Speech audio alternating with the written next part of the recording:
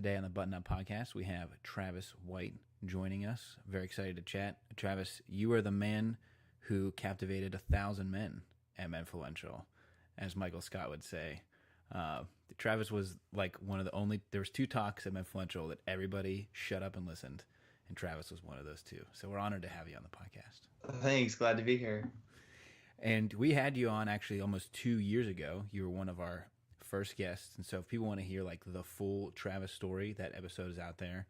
You can find that early in the archives. But for anybody who is not familiar with you, why don't you tell a little about your story and how you became an Instagram influencer? Yeah, I hate the word influencer.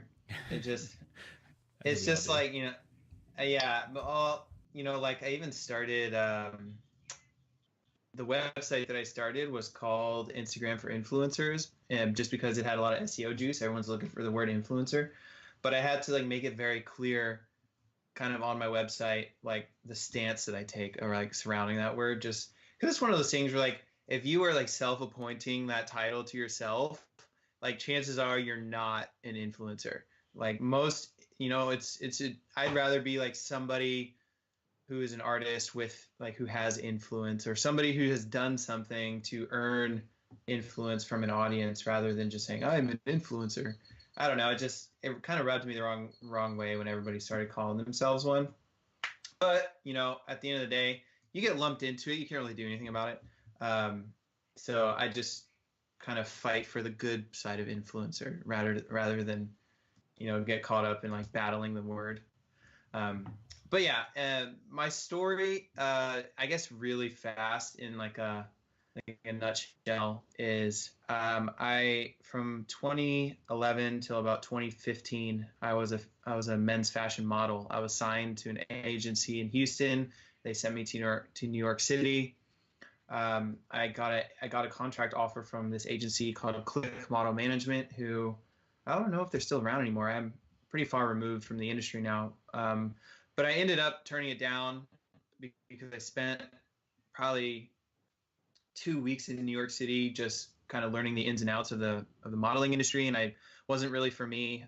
There's just parts of it that didn't sit well, and so I decided I don't need an agent to really get my message out there, and I don't need an agent to build an audience around fashion is really what it came down to.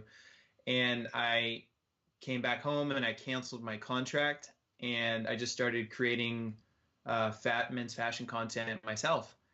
And that's really kind of the birthplace of how I started on Instagram. And then that led to a bunch of other opportunities, one of which was working for Antonio Centeno at Real Men, Real Style. I worked for him for 3 years. I managed all of his content. I managed his calendar. I helped him write copy for email. I helped him, create thumbnails and come up with headlines and all that stuff that I really just came from a modeling industry, not knowing anything about digital marketing.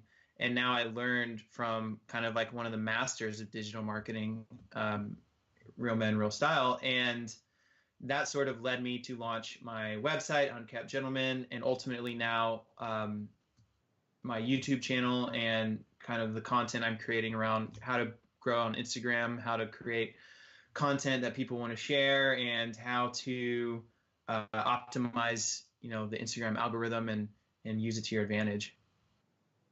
The part of your story, though, that I really liked, and I actually didn't even know until you gave the talk about Influential, was when you used to work for, it was like a contract. Oh, yeah. Do contracts at BP, right? And then your suit thing.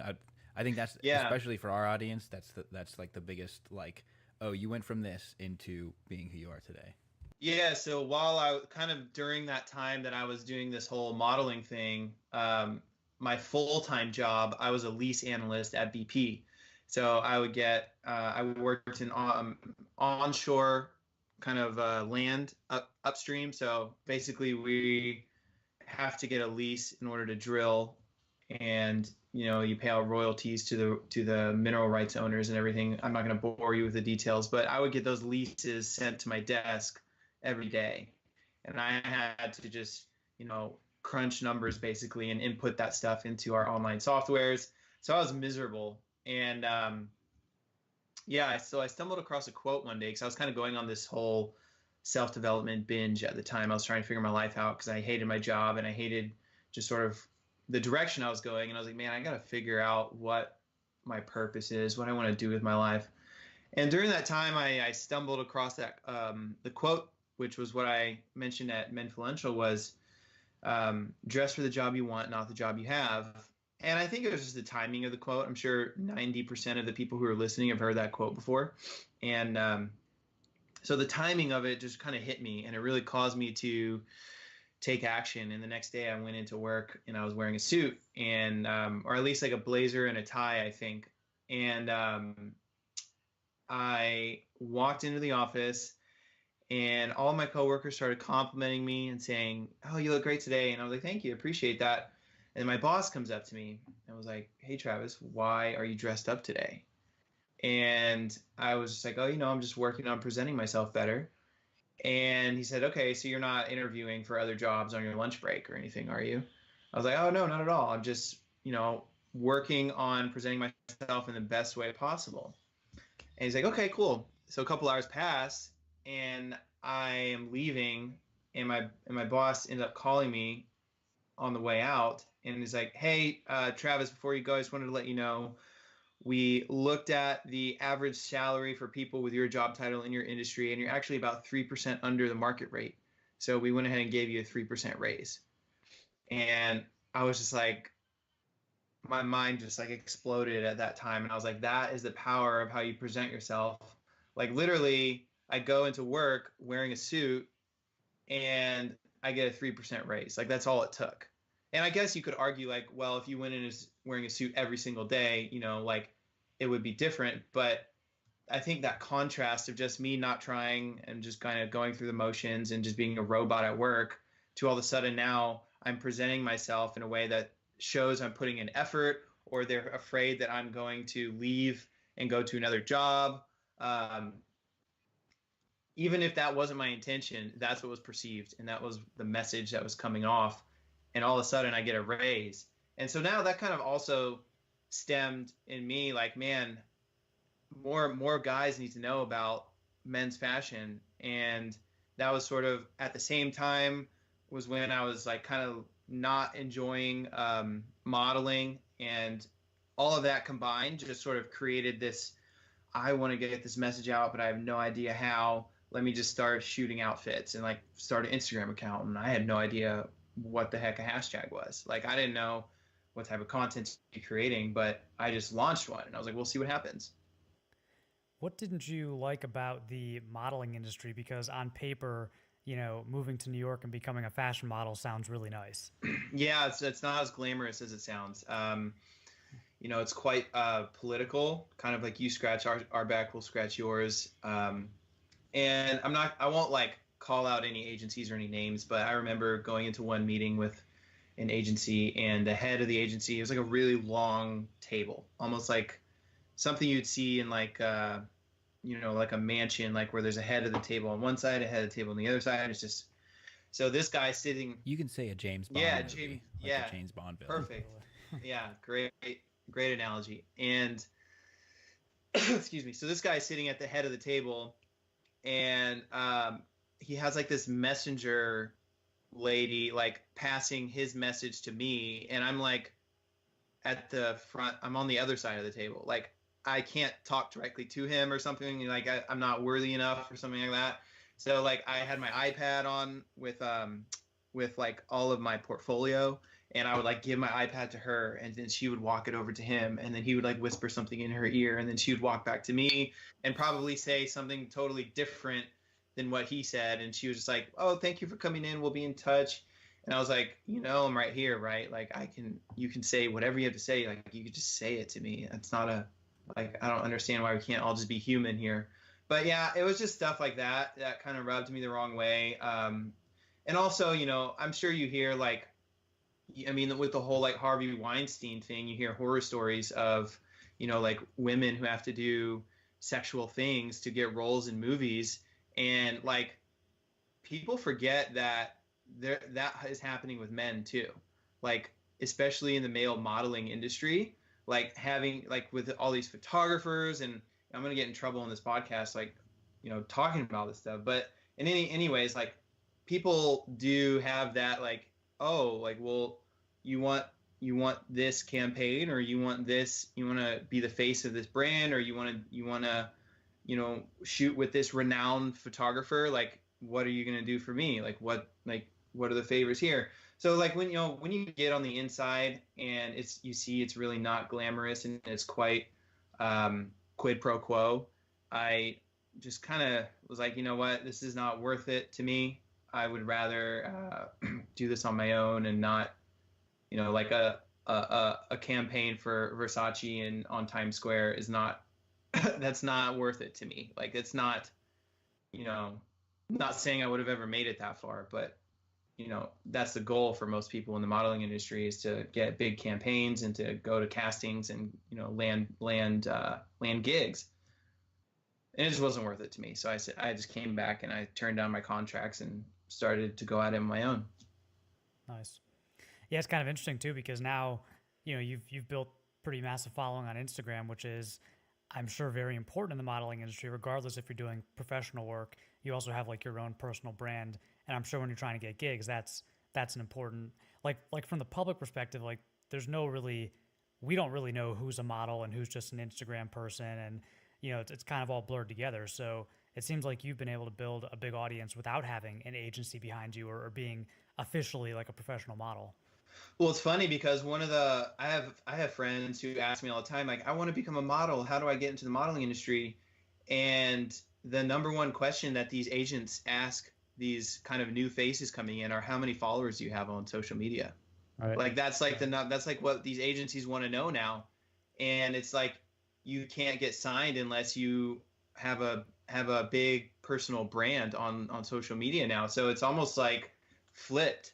It's like, it's not really about your the look you have, or the mysterious kind of aura that you bring to the table that casting agents might want, but it's just about how much influence you have, how many followers you have, what's your social media. And so it's just funny to me that, like, that was when it's kind of ironic that when I was going for modeling, they were just saying like, oh, your pictures suck, or you're not what we're looking for, you don't have the right look.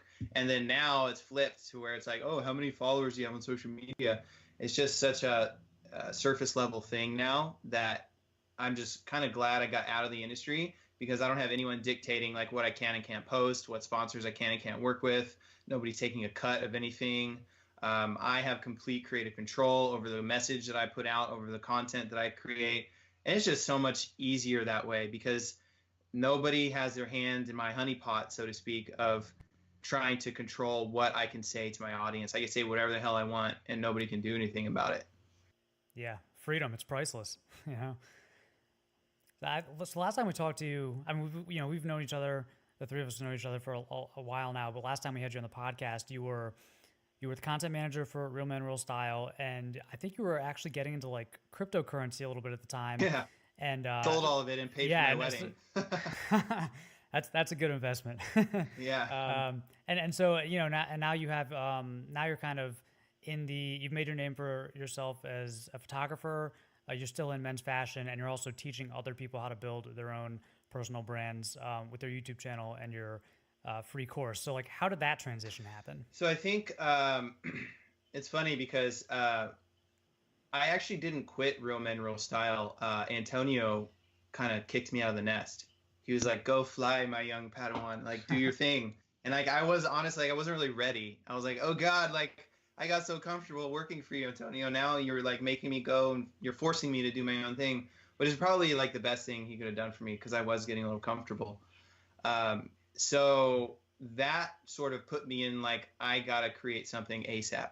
And it's just made me kind of self-reflect on like what I was good at, what I had skills in, what I could teach other people.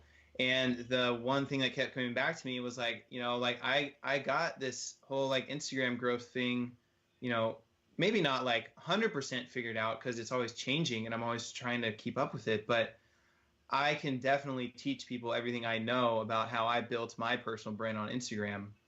And that was the first sort of, I guess, niche that I gravitated towards to help people in. And it turns out that a lot of people wanted to know about it. And so I started creating content around it, and that's how I sort of launched my YouTube channel, and I put out the free Instagram masterclass course that I have now. And how is the course doing since you launched it? So it's still kind of like, it's funny. What I'm figuring out is I think targeting people who are aspiring to be an influencer isn't really the exact target audience of somebody who would buy the course. It's more for businesses, and it's more for people who they want to use Instagram as a way to market their business, or they want to use it to market. Maybe they're an entrepreneur and they want to have more professional looking personal brand.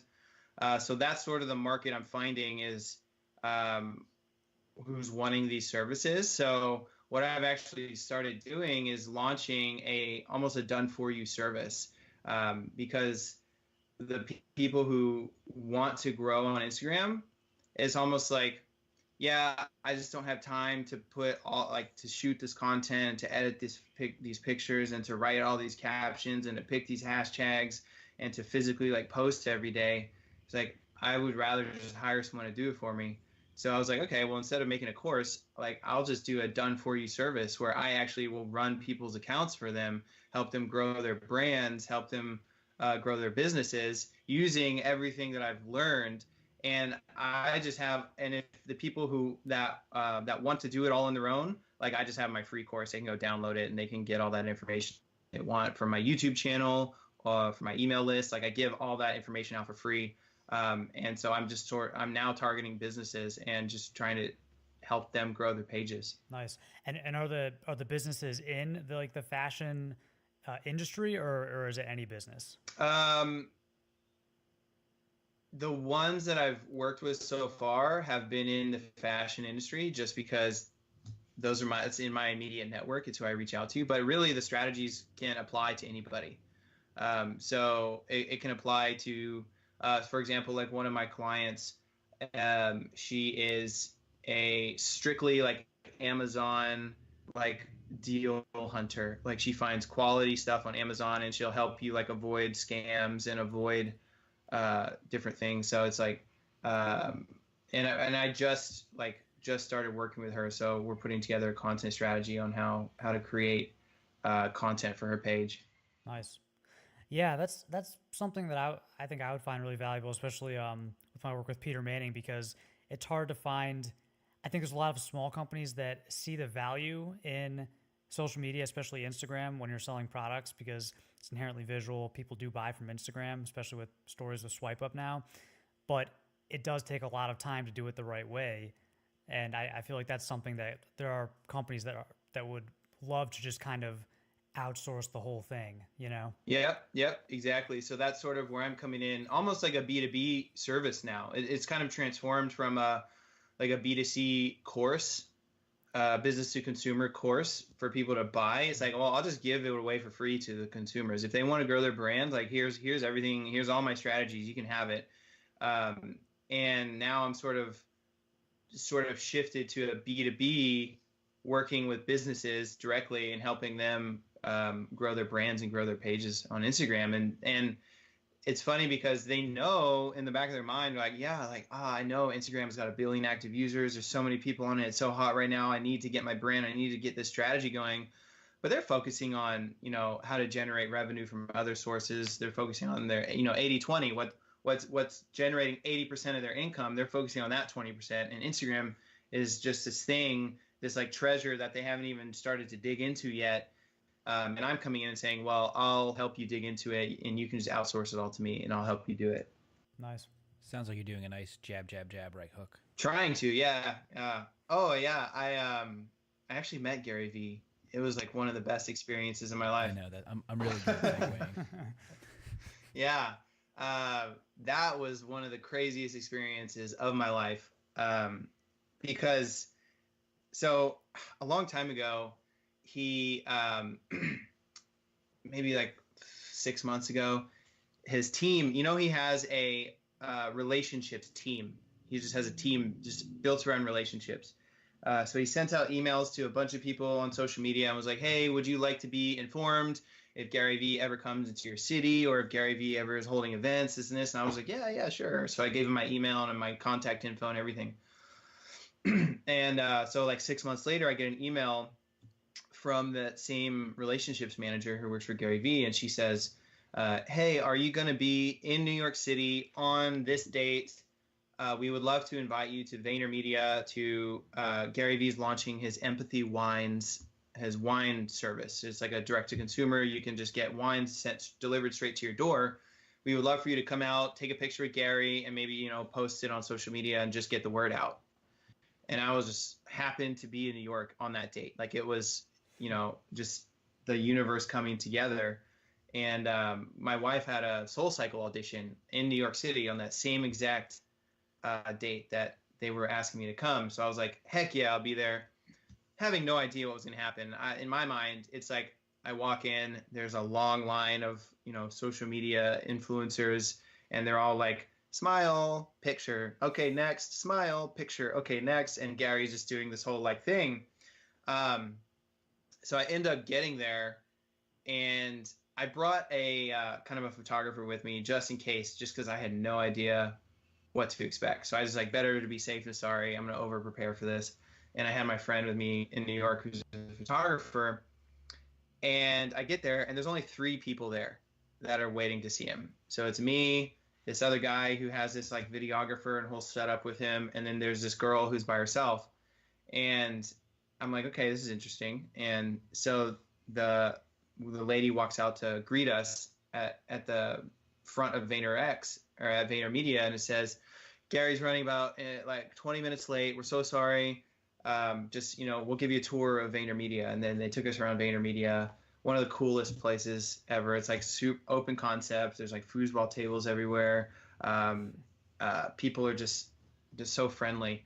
And finally, Gary, I don't know if you ever watched his Ask Gary Vee Q&A shows, but I see him in that room that he does all his Ask Gary Vee stuff from.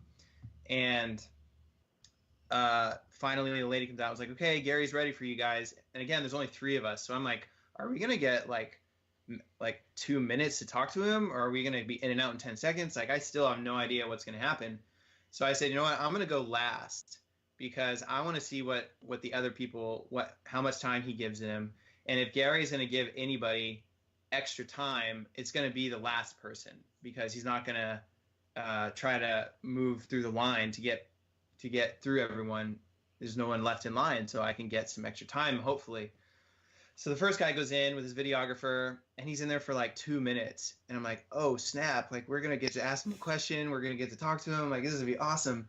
And then he comes out. And then the girl goes in after him. And then she comes out 10 seconds later. And I'm like, wait a second. What's going on? Like, she didn't get any time to talk to him. So I walk in, and he's like, hey, how's it going? I'm Gary. Nice to meet you. And I shook his hand. And he said, so you want to do this? You want to take a picture? I was like, yeah, sure. So we, he held up the wine. We both were holding up the wine bottles, we're smiling, and my photographer was taking pictures. His photographer was taking pictures. He's got like a team of videographers rotating in and out, just documenting his whole life. And then after put the wines down, he's like, so you got a question for me? And I was like, hell yeah, let's do this. So I'm like, I have her recording, and I had a question ready, and I was like, so in your opinion, if you want to launch like a consulting service or a course, is it better to do high touch one-on-one, or would you rather just put like videos out for the masses to purchase? That was kind of my question that I had prepared. And I knew that he was going to go on a rant, because I've heard him talk about it before, but I wanted to hear it again, what he had to say. And he ended up saying, you got to know yourself, man. You just like, if you like having high touch, if you like talking to, Becky in Seattle via FaceTime, like, awesome, like, talk to her.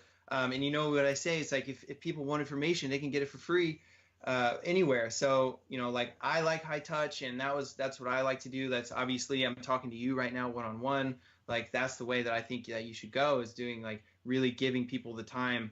And so we had like probably I was in there for 2 minutes chatting with him, and we gave high fives, and then that was it.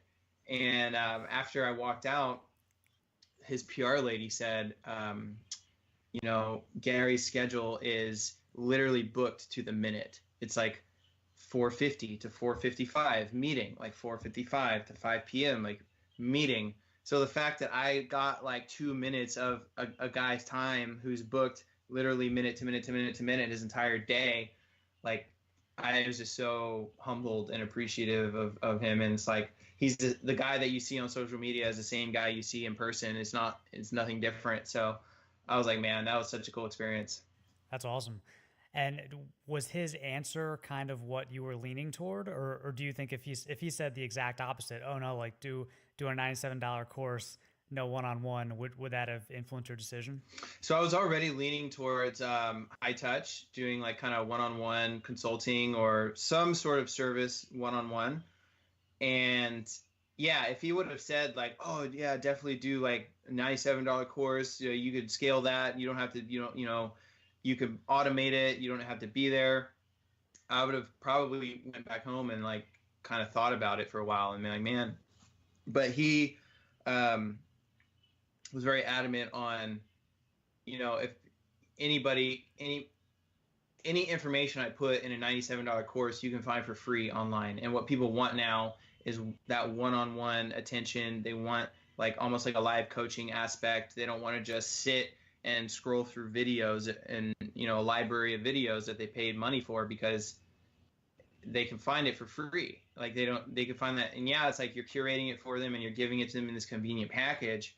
But if you look at the numbers, most people who buy courses don't even make it past a third of the way through. They just stop. They'll pay for a course and then they won't even go through it. So it's like it's not selling information anymore. It's selling transformation. So you have to sort of kind of make that distinction when you want to sell something for high ticket. You're not just giving people information anymore. You have to give them results. And that in a video course doesn't always give people results because there's no guarantee that they're going to go take action on that information. It's like you have to, that high touch one-on-one, it has a lot of factors. It has accountability because you're sort of staying on top of them, making sure that they are doing what you're saying. It also has that sort of tailored approach because everybody's different. Like this person might have a different, unique problem than somebody else. So I was kind of relieved that he sort of validated what was already in my head of doing that high touch one-on-one. And is your own personal work now, your Travis White Instagram and your work in the men's fashion world, I know you do work with brands sometimes, so obviously it's a revenue stream, but is that kind of like a business card for your high ticket coaching, sort of like so you can show people that you know what you're talking about? Yeah, absolutely. And what I'm working on right now, so I have, my Instagram stream, like revenue stream, where I work with sponsors and I'm building YouTube up. I'm also talking about fashion on YouTube as well. So that's kind of going to be like a combined, like just build your brand and also dress well. And here's the latest on how to grow your personal brand on Instagram and also include fashion within that. And that sort of is like, I'm using myself as a case study when I go to these businesses to say, I know what I'm talking about. I was able to build this. But what I'm really trying to do now is replicate it with other businesses. And so I can bring not just me as a case study, I can bring other people that I've helped grow and say like, look, I haven't just done this for myself. I've done this for this person. I've done it for this person. So right now I'm in the case study kind of beta process where I'm working with closely with these businesses and I'm building their business brand or their personal brand or whatever they hire me for and putting together case studies. So then I can take those case studies to, maybe higher profile, high like businesses with a ton of revenue, and I can charge more for my services. And I can say, look, these are the results that I've gotten with these clients. Let me do this for you. So that's sort of my plan right now. And I'm still going to continue putting out content for free for the consumer who wants to grow their brand and who wants to dress well. And so I'm sort of combining fashion in with branding.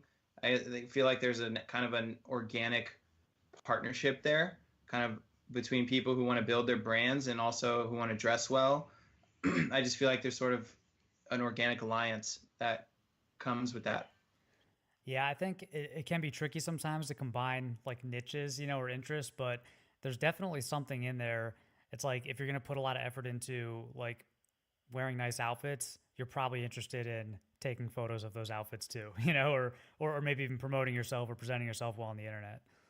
And even if it's not like to become a quote unquote influencer, people still want good pictures to use for dating websites or LinkedIn profile pictures or whatever goal they're going after. They're going to need to know how to put together, how to sell themselves in some way, shape, or form. So it is sort of, a very organic segue from one to the other, and it's easy to talk about both topics.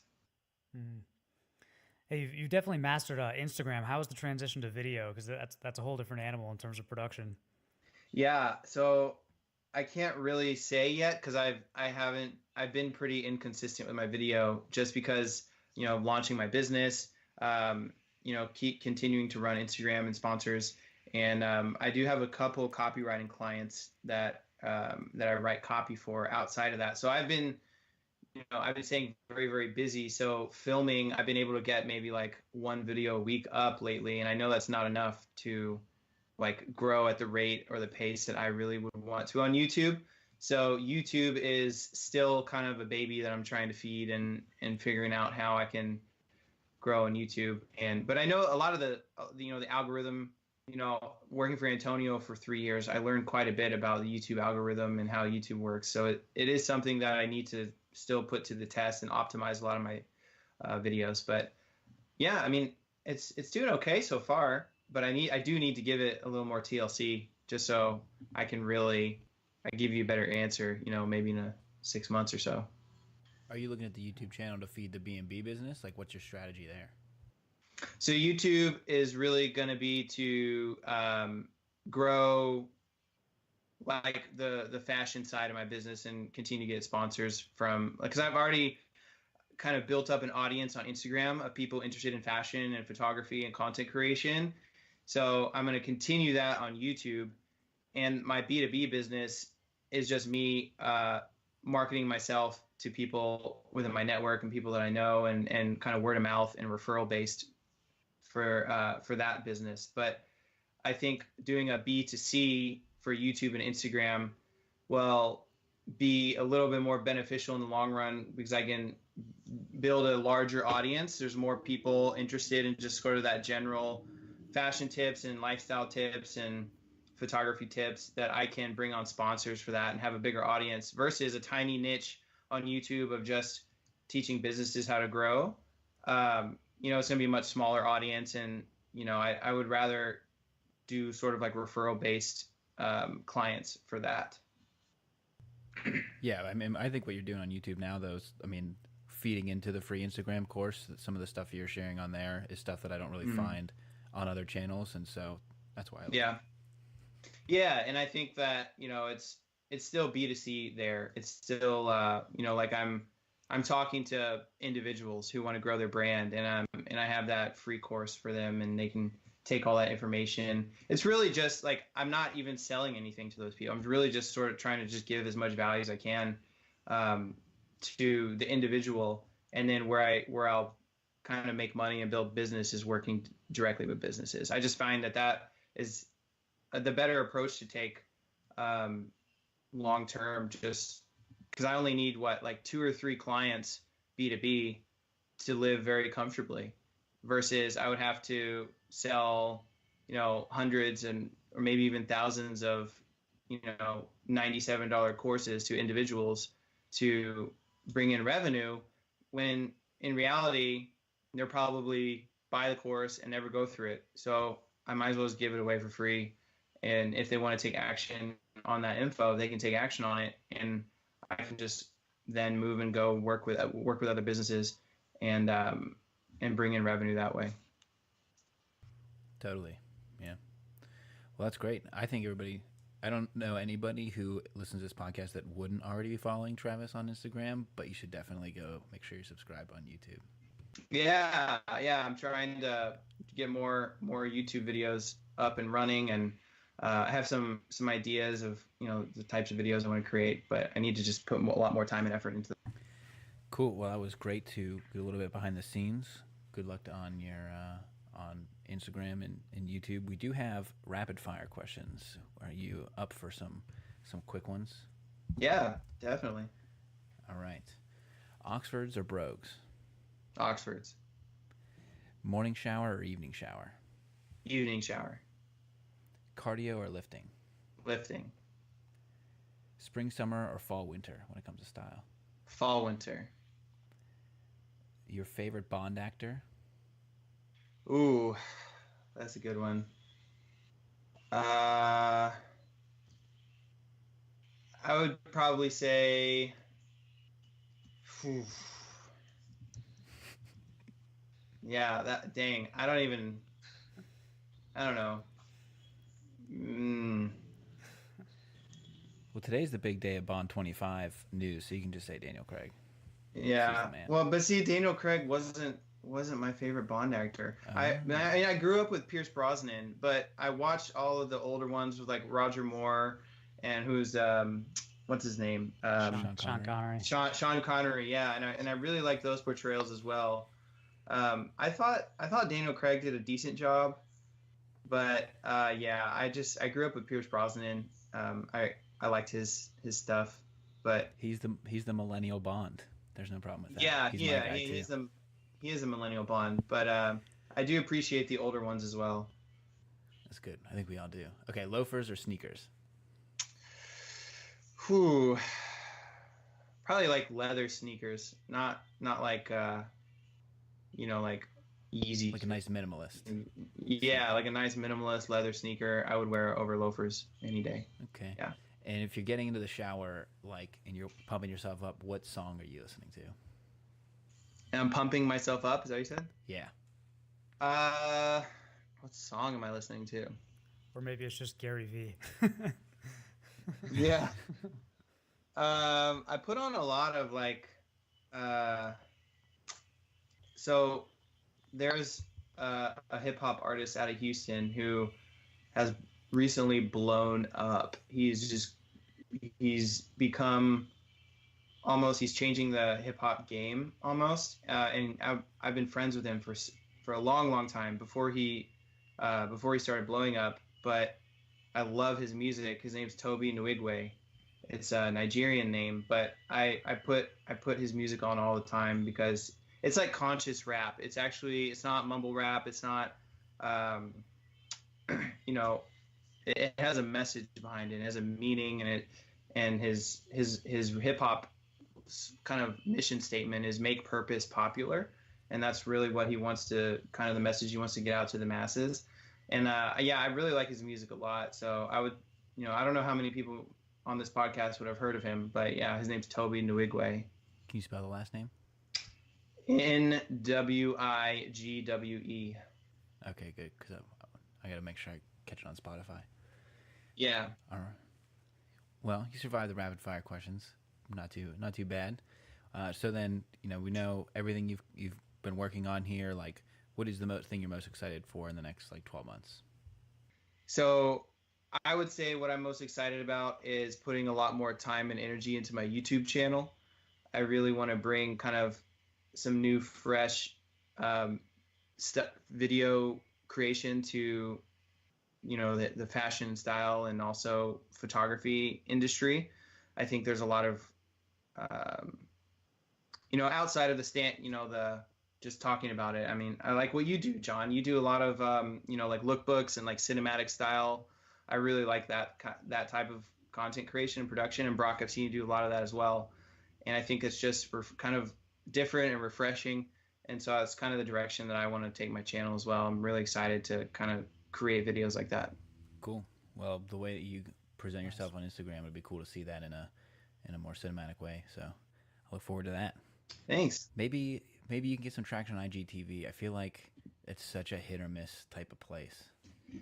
Yeah, I want to experiment quite a bit more with it, and I think once I get some consistent videos, I can, optimize one for IGTV, one for YouTube, and just kind of test it out and see which ones perform better. Yeah, it's kind of interesting how these different platforms, like, you really, I mean, most people are just repurposing content for various platforms. That's why you see a lot of like YouTube videos repurposed for IGTV. But the best IGTV content, the best Instagram content is made specifically for that platform, you know, which is obviously really hard to do as like a solo creative or like a small company to produce all that different content. So, but yeah, you know, it might be worth it. I mean, if you already have a big following on Instagram, especially, and know your way around a camera, IGTV could be interesting. Yeah. And as John knows, my wife is a great video editor, so I can definitely utilize her skills to help me out with kind of optimizing for 2 different platforms and getting that up and running. It's a true powerhouse over there. Yeah. Well, yeah, we'll have to have you back on the show in 6 months or so and get an update. But yeah, thanks for joining us here again. Thanks for having me. It's always a pleasure to talk with you guys. I appreciate it. Thank you for listening to the Buttoned Up Podcast, a collaboration between John Shanahan of The Cavalier and Brock McGough of Modest Man, and we will see you next week.